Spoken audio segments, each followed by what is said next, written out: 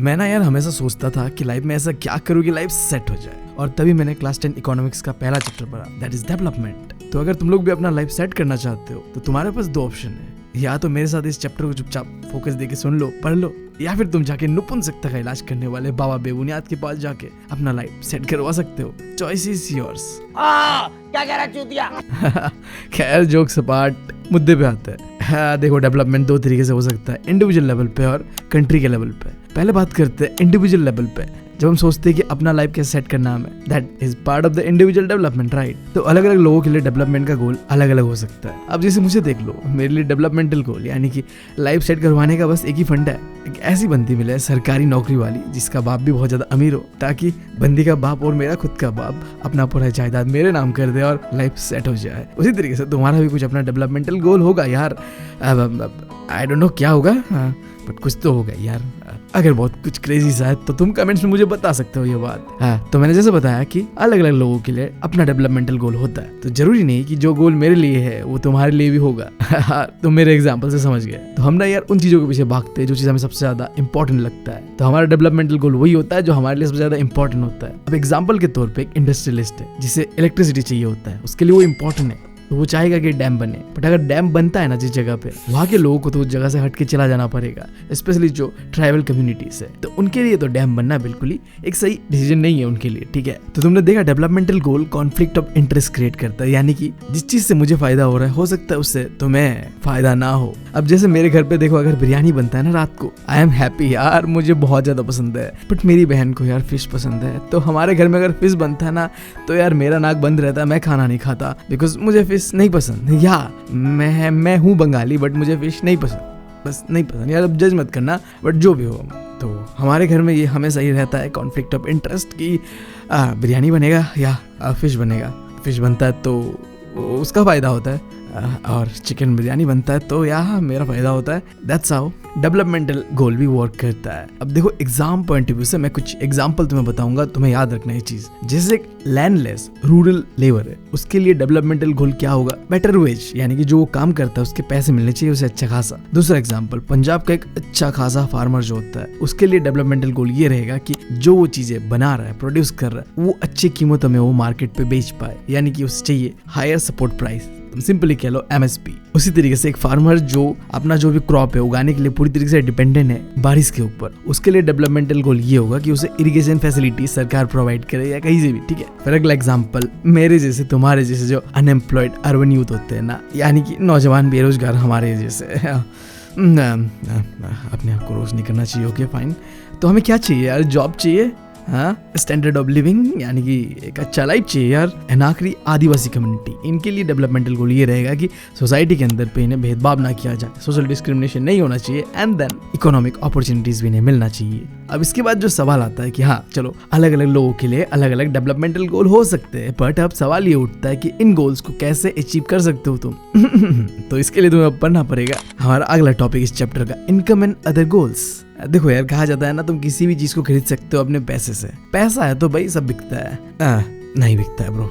देखो यार, कुछ चीजें हैं जिसे तुम आसानी से पैसे से खरीद सकते हो, बट रुको, कुछ ऐसी चीजें भी है जिसे तुम पैसे से नहीं खरीद सकते यार। तो इन इकोनॉमिक्स हम ऐसी चीजों को दो हिस्सों पे बांटते हैं। एक है मेटेरियलिस्टिक गोल, जो कि तुम मतलब पैसे से या अपना इनकम से खरीद सकते हो, लाइक तुम्हारा एक घर, एक बहुत ही एक्सपेंसिव सा गाड़ी, कपड़ा, या महंगे महंगे चीजें जो भी है, लग्जरी आइटम्स। इन्हें तुम आसानी से अपने पैसे से खरीद सकते हो। बट उन चीजों का क्या जिन्हें तुम पैसे से नहीं खरीद सकते, जिन्हें कहते हैं हम नॉन मेटेरियलिस्टिक गोल। एग्जाम्पल के लिए, सोसाइटी के अंदर में तुम्हें क्या चाहिए? Equality, freedom, respect, friendship, security. अब ये ऐसी चीजें जिसे तुम पैसे से नाप तोल नहीं सकते।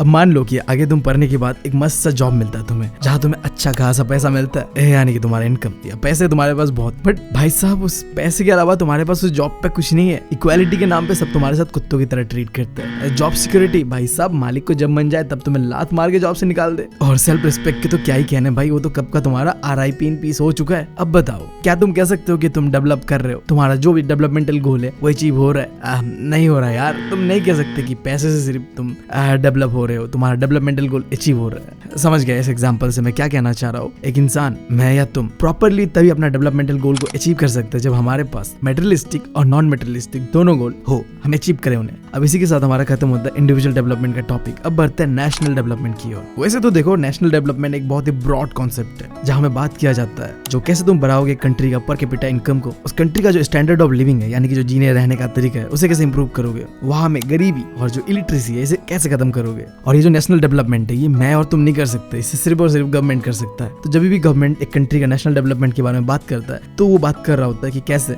एग्रीकल्चर को, इंडस्ट्रीज को, एजुकेशन को और अपना जो हेल्थ सेक्टर है उन्हें इंप्रूव करे, क्योंकि ये सारी चीजें इनडायरेक्टली और डायरेक्टली रिलेट करता है नेशनल डेवलपमेंट की ओर। और एक चीज तुम अपने दिमाग पे ये बात भी डाल लेना, जिस तरीके से इंडिविजुअल डेवलपमेंट काम करता था ना, नेशनल डेवलपमेंट भी ऐसे काम करता है। यहाँ में भी जो अलग अलग लोग हैं ना, उनके लिए नेशनल डेवलपमेंट भी अलग अलग तरीके से मायने रखता है। अब जैसे मेरे लिए देश का डेवलपमेंट तब होगा जब एजुकेशन और हेल्थ सेक्टर बहुत अच्छी तरीके से ग्रो करे। उसी तरीके से अगर तुम फार्मिंग सेक्टर से आते हो, लाइक तुम फार्मर के बेटे हो एंड ऑल, या तुम एक फार्मर ही हो, तो तुम्हारे लिए नेशनल डेवलपमेंट का मतलब ये होगा कि तुम्हारा एग्रीकल्चर सेक्टर अच्छी तरीके से ग्रो करे। लाइक समझ रहे हो ना। तो कॉन्फ्लिक्टिंग इन नेचर भी होता है इंडिविजुअल डेवलपमेंट में जैसे हुआ था, उसी तरीके से नेशनल डेवलपमेंट में। अब फिर इस पिक्चर को देखो, एनसीईआरटी के अंदर पे ये दिया हुआ है। अब एग्जाम पे आया जा सकता है कि क्या है, क्या डिस्क्राइब कर रहा है। तो देखो, आगे बिल्डिंग्स बने हुए बड़े बड़े और नीचे स्लम्स एरियास है, जो कि शो कर रहा है इनकम डिस्पैरिटीज को। जब हम नेशनल डेवलपमेंट कर रहे होते हैं ना, तो कुछ सेगमेंट बहुत आगे रह जाता है और कुछ सेगमेंट बहुत ही पीछे रह जाता है, जिस वजह से क्रिएट होता है इनकम डिस्पैरिटीज।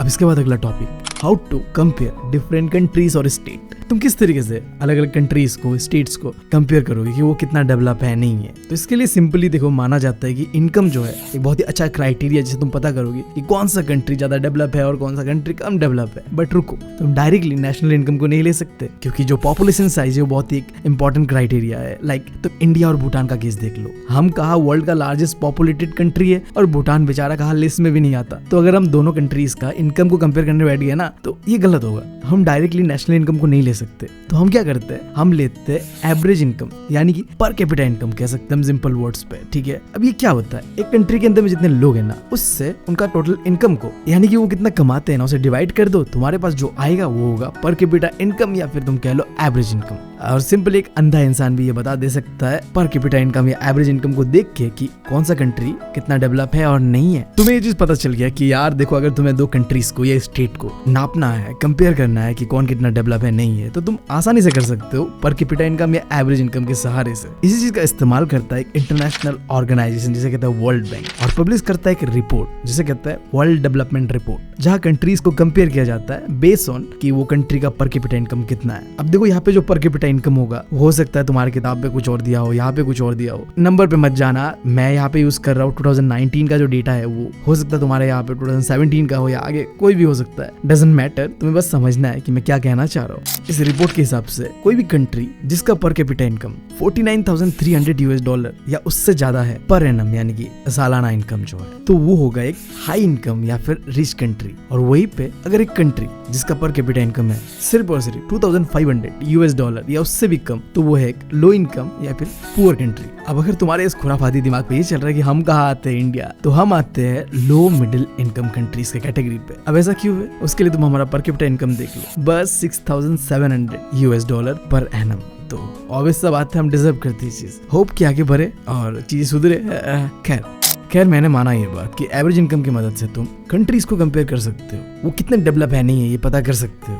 बट ये एवरेज इनकम या फिर तुम कह लो पर कैपिटा इनकम एक चीज हमसे छुपाता है। एवरेज इनकम हमें ये नहीं बताता है कि एक कंट्री के अंदर पे जो लोग हैं ना, उनके पास इनकम कैसे डिस्ट्रीब्यूटेड है। यानी कि मैं सिंपली कह रहा हूँ, ये हमसे छुपा रहा है इनकम डिस्पैरिटीज को। आगे मैंने तुम्हें एक पिक्चर के साथ ये बात समझाया था क्या होता है इनकम डिस्पैरिटी, फिर समझा देता हूँ। इनकम डिस्पैरिटी को तुम इनकम इनइक्वालिटी भी कह सकते हो। अभी समझने के लिए फिर से एक पिक्चर का इस्तेमाल कर रहा हूँ जो कि तुम्हारे एनसीईआरटी में ही दिया हुआ है। देखो, एक तरफ तो क्या है, ना कोई गरीब है ना कोई अमीर है, यानी कि यहाँ पे क्या है, इनकम इनइक्वालिटी या इनकम डिस्पैरिटी नहीं है, सब बराबर है सोसाइटी के अंदर। पर दूसरी तरफ देखो, सिंपली दिख रहा है गरीब और अमीर के बीच का भेदभाव, जो कि तुम इंडिया पे भी देख पाते हो, राइट। हमारे इंडिया पे क्या है, कुछ लोगों के पास बहुत पैसा है यार। हाँ, अंबानी को देख लो, उसके पास जितना पैसा है ना, मैं तो यार सपने में भी सोच नहीं सकता उतने पैसे के बारे में। तो यार 100 बात की एक बात, ये एवरेज इनकम या पर कैपिटा इनकम एक चीज हमसे छुपाता है, वो क्या, इनकम डिस्पैरिटीज, लोगों के बीच किस तरीके से पैसा डिस्ट्रीब्यूटेड है ये नहीं बताता है। तुम एवरेज इनकम को देख के ये बता दोगे कि कंट्री डेवलप है, बट क्या सही में वहाँ के लोग सारे के सारे खुश है? नहीं है, ये नहीं बता सकते तुम बस एवरेज इनकम को देख के।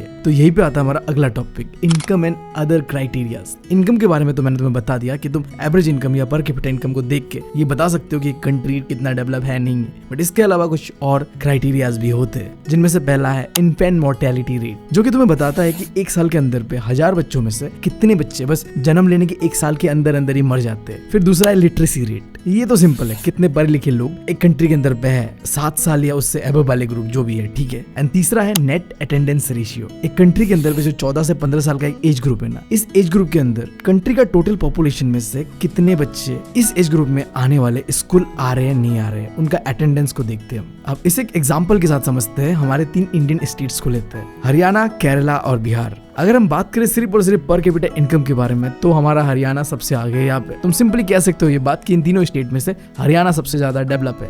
बट रुको, हमने और 3 क्राइटेरियाज भी अभी देखा था, infant mortality rate, literacy rate, net attendance ratio. अब अगर तुम इन चारों क्राइटेरियाज को एक साथ मिला के कंपेयर करते हो कि एक स्टेट या एक कंट्री कितना डेवलप है नहीं है, तो पूरा गेम ही पलट जाता है। देखो, अब हरियाणा नहीं, केरला सबसे ज्यादा डेवलप स्टेट कह सकते हो इंडिया का है, जिसने हर एक सेगमेंट पे अच्छा परफॉर्मेंस दिया है। चाहे वो इन्फेंट मोर्टेलिटी रेट जो कि कम होना चाहिए तो कम है यहाँ पे, लिटरेसी रेट ज्यादा होना चाहिए तो है, नेट अटेंडेंस रेशियो ज्यादा होना चाहिए तो है। अब ये सारे क्राइटेरियाज तो ठीक है, बट एक और चीज जो तुम्हारा दिमाग हिला देगा, एक कंट्री कितना डेवलप है नहीं है, ये जानने के लिए एक दूसरा क्राइटेरिया ऐसा भी हो सकता है कि कंट्री का गवर्नमेंट वहाँ के लोगों को कितना प्यार करता है। मेरे मामले पे यार मोदी जी मुझसे प्यार नहीं करते, मैं बता रहा हूँ, 25 साल का सिंगल लौंडा हूँ, बट मोदी जी कुछ नहीं कर रहे यार, खुद भी सिंगल मर रहे हैं, मुझे भी मरवा रहे हैं। मतलब दिक्कत क्या है मोदी जी आपको मुझसे? नहीं यार, मैं मान चुका हूँ कि मोदी जी मुझसे तो प्यार नहीं करते, बट शायद तुमसे करते हैं। अब ये करते हैं नहीं करते ये जानने के लिए हमारा अगला टॉपिक, पब्लिक फैसिलिटीज। हाँ, यही वो क्राइटेरिया है जो बताता है कि गवर्नमेंट अपने लोगों से कितना प्यार करता है नहीं करता है। सिंपली पब्लिक फैसिलिटीज के अंदर पे गवर्नमेंट सर्विसेज, बेसिक सर्विसेज आम लोगों को, पब्लिक को प्रोवाइड करता है। दैट्स व्हाई इस टॉपिक का नाम ही है पब्लिक फैसिलिटीज। अब वो फैसिलिटीज क्या क्या हो सकता है? अब एग्जांपल के तौर पे जो पब्लिक या फिर तुम कह लो गवर्नमेंट स्कूल्स है, पब्लिक हॉस्पिटल्स है, पब्लिक ट्रांसपोर्ट और पब्लिक डिस्ट्रीब्यूशन सिस्टम है, ये सारे क्या है? पब्लिक फैसिलिटीज है जो गवर्नमेंट प्यार से हम लोगों के लिए दे रहा है। देख रहे हो प्यार, देख रहे हो गवर्नमेंट का। अब देखो, ये प्यार ना बरकरार रहना बहुत जरूरी है, क्योंकि ये जो फैसिलिटीज है ना, ये हम आम लोग, मैं या तुम खरीद नहीं सकते। हमारे पॉकेट पे जितना ही पैसा रहे, तब भी मेरे पास जितना ही पैसा हो यार, मैं स्कूल नहीं खोल सकता अपने बच्चे के लिए, हॉस्पिटल नहीं खोल सकता है, राइट? मैं बच्चे पे जा रहा हूँ, मैं तो अभी तक सिंगल ही हूँ यार, क्यों मैं जा रहा हूँ बच्चों पे? खैर रहने दो, तुम समझ गए। पब्लिक फैसिलिटीज आम लोगों के औकात के बाहर वाला चीज होता है, तो ये गवर्नमेंट का रिस्पॉन्सिबिलिटी है कि ये हमें प्रोवाइड करे। तो ये कंट्री कितना डेवलप है नहीं डेवलप है, इसे जानने के लिए तुम उससे देख सकते हो कि उस कंट्री का पब्लिक फैसिलिटी कैसा है नहीं है। अगर प्यार करता है गवर्नमेंट अपने पब्लिक से, तो पब्लिक फैसिलिटीज अच्छा होगा, और अगर नहीं करता है ना, तो फिर गाली दो अपनी सरकार को ना, चाहे जो भी हो। अब एक छोटा सा टॉपिक, बॉडी मास इंडेक्स क्या है? देखो यार, तुम मोटे हो, पतले हो या तुम हेल्दी हो, ये चीज कैसे पता किया जाता है? इस बॉडी मास इंडेक्स को देख के। तुम अगर फिट हो तुम कह सकते हो नरिश हो, अगर तुम पतले हो तो इस इंडेक्स के हिसाब से तुम अंडर नरिश हो, और अगर तुम बहुत ही मोटे हो तुम ओवरवेट हो। ये तो मैंने बता दिया कि तुम मोटे, पतले या फिट हो। अब ये कैसे पता कर सकते हो तुम? इसके फॉर्मूला से तुम्हें क्या करना है, अपना वेट को डिवाइड कर देना है अपने हाइट के स्क्वायर से। तुम्हें वेट लेते हुए ध्यान देना है कि ये केजी में होना चाहिए और हाइट होना चाहिए मीटर पे। अब मान लो तुमने ये फॉर्मूला को याद करके वैल्यू निकाला अपना, अगर वो वैल्यू 18 से कम होता है, यानी कि तुम एक पतले दुबले अंडर नरिश बंदे हो। अगर वो वैल्यू 25 से ज्यादा होता है तो तुम मोटे हो यार, सीधा बात है। और अगर वो वैल्यू 25 से लेके 18 के बीच होता है तो तुम फिट बंदे हो, नरिश बंदे हो, ठीक है। अब तुमने यूनाइटेड नेशन का नाम तो सुना ही होगा, एक इंटरनेशनल ऑर्गेनाइजेशन जो चाहता है कि दुनिया में सब चीज बढ़िया बढ़िया हो लोगों के साथ, जिसके लिए वो कई सारे डेवलपमेंटल प्रोग्राम्स चलाते रहता है दुनिया भर में। अब ऐसा एक programme UNDP, United Nation developmental programme, जिसके अंदर पे कंट्री के जो लोग है वो कितने डेवलप है, इस चीज को कंपेयर करा जाता था। और ये कंपैरिजन करने के लिए बनाया गया एक रिपोर्ट जिसका नाम था ह्यूमन डेवलपमेंट रिपोर्ट, क्योंकि इंसानों के बारे में है तो ह्यूमन डेवलपमेंट रिपोर्ट। या अब यहाँ क्या किया जाता है, कंट्रीज को कंपेयर करा जाता था बेस्ड ऑन उस कंट्री में एजुकेशन कैसा है, उस कंट्री का हेल्थ सेक्टर कैसा है, और उनका पर कैपिटा इनकम कैसा है। और इन तीनों चीजों को देख के एक इंडेक्स बनाया गया जिसे कहते हैं ह्यूमन डेवलपमेंट इंडेक्स, जो कि रैंक करता था कंट्रीज को बेस्ड ऑन जो भी ये क्राइटेरिया है, education, health and per capita income. अब इसे समझने के लिए किताब के अंदर पे एक ह्यूमन डेवलपमेंट इंडेक्स का टेबल दिया हुआ है, यहाँ पे आते हैं, जहाँ तुम देख सकते हो कि हमारा प्यारा भारत का ह्यूमन डेवलपमेंट इंडेक्स पे जो रैंकिंग है वो है 132, जो कि बहुत ही खराब है। या ऊपर देखो तुम श्रीलंका जो कि अच्छा खासा परफॉर्म कर रहा है 73, अब क्यों अच्छा खासा परफॉर्म कर रहा है? क्योंकि जो मैंने बताया क्राइटेरियाज, उनका पर कैपिटा इनकम हमसे ज्यादा है, उनका लाइफ एक्सपेक्टेंसी यानी कि जो हेल्थ सेक्टर है वो भी हमसे बेटर है, और जो एजुकेशन के मामले पे जो मीन ईयर ऑफ स्कूलिंग है 25 साल या उससे ज्यादा के लोग, उस कैटेगरी पे भी हमसे ज्यादा है श्रीलंका। तो ऑब्वियस सा बात है रैंकिंग अच्छा होगा ही उनका। यहाँ पे देखो सीन क्या है, रैंकिंग जितना कम होगा उतना अच्छा है, जितना ज्यादा होगा उतना बुरा है। अब यहाँ पे नीचे देखो तुम नेपाल और बांग्लादेश से, जो कि पर कैपिटा इनकम के मामले पे तो हमसे बहुत नीचे है, बट लाइफ एक्सपेक्टेंसी के मामले पे हमसे आगे है, जो कि क्या इंडिकेट करता है कि वहाँ का हेल्थ सेक्टर हो सकता है कि हमसे ज्यादा इंप्रूव है, इसीलिए उनका लाइफ एक्सपेक्टेंसी थोड़ा हमसे ज्यादा है। तो तुम कह सकते हो ये भी एक क्राइटेरिया है ह्यूमन डेवलपमेंट इंडेक्स, जिससे एक कंट्री के लोग कितना डेवलप है नहीं है वो तुम पता कर सकते हो। अब बढ़ते हैं अगले टॉपिक की ओर, जो कि है सस्टेनेबिलिटी ऑफ डेवलपमेंट, जो कि इस चैप्टर का आखिरी टॉपिक भी है, जिसे करते हैं हम जल्दी से खत्म और लेते हैं अलविदा। बट इससे पहले रुको यार, मुझे ना तुम लोगों का एक मदद चाहिए। मैं यार अपने मम्मी से लड़के बैठा हुआ हूँ, उन्हें यार मेरा स्ट्रगल समझ ही नहीं आता। वो तो अपने जिद पे लगे हुए हैं कि भाई साहब PhD करो और ब्ला ब्ला करो, उन्हें मेरे सपने का कोई परवाह ही नहीं है बस। तो मैंने क्या लड़के कहा, बस मुझे 1 साल दे दो, मैं साबित कर दूंगा कि आई एम द बेस्ट। तो यार ये 1 साल मैं जम के वीडियोस डालूंगा और ट्राई करूंगा 1 मिलियन रीच करने का। सो यार हो सके तो यार, मतलब क्या कहूँ, शेयर करो, सपोर्ट करो। ज्यादा नहीं कहूंगा, हाँ सही में मैं अभी बहुत हल्के में कह रहा हूँ ये बात, बट या मुझे जरूरत है तुम लोगों का। खैर ज्यादा नहीं खींचते इसे, बढ़ते टॉपिक की ओर।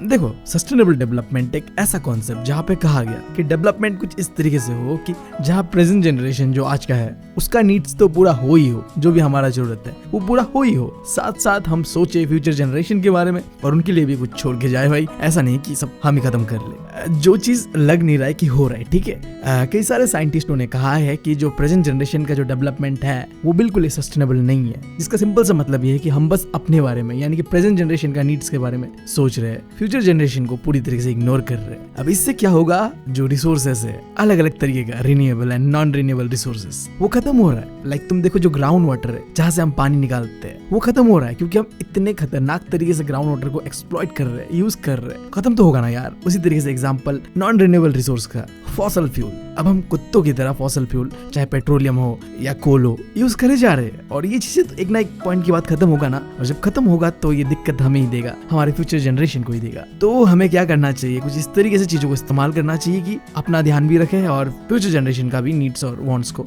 इग्नोर ना करे। तो यार हाँ यही तक था ये चैप्टर, उम्मीद है तुम लोगों को समझ आया होगा, डेवलपमेंट क्या होता है पता चला होगा और डेवलपमेंट का क्या क्राइटेरियाज है, एंड आखिर में हमने जाना कि डेवलपमेंट तो सही है बट इस तरीके से करो कि अपने बारे में भी सोचो और अपने फ्यूचर जनरेशन के बारे में भी सोचो।